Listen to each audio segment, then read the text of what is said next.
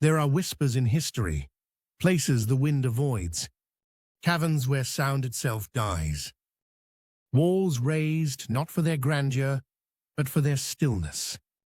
For those who dared to step within, it was not the gods who greeted them, nor their ancestors, but the unfathomable presence of silence.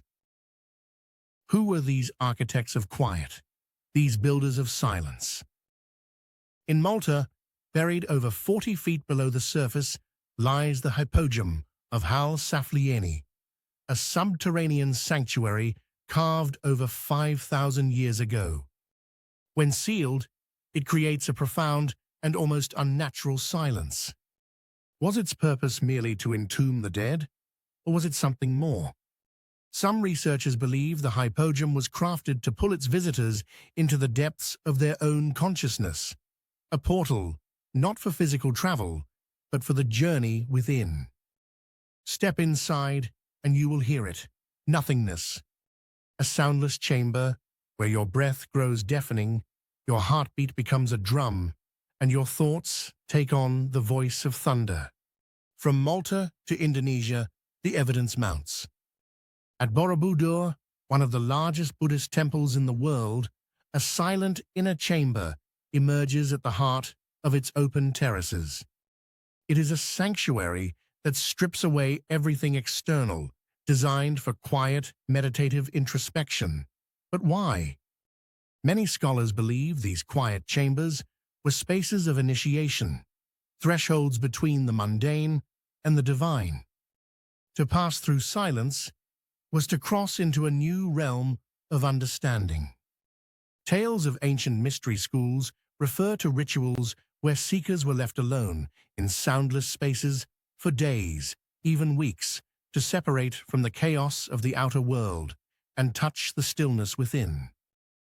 In Mexico, ancient shaft tombs were built deep into the earth, their spiral entrances descending into profound isolation. The absence of sound here was total, absolute. Ceremonial artifacts found inside suggest that these spaces were not only burial grounds, but sacred chambers, places to commune with spirits or pass through liminal realms. At the Ellora caves in India, monks carved entire temples into stone mountains, working by hand for centuries. Within these temples are echo-suppressing alcoves, a place not just for prayer, but for profound listening. For them, silence wasn't an absence, but an arrival.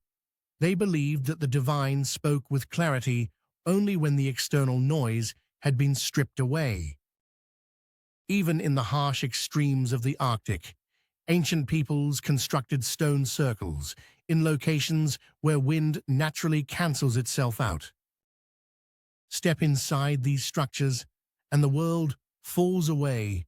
What would they have experienced in this hollow of tranquility?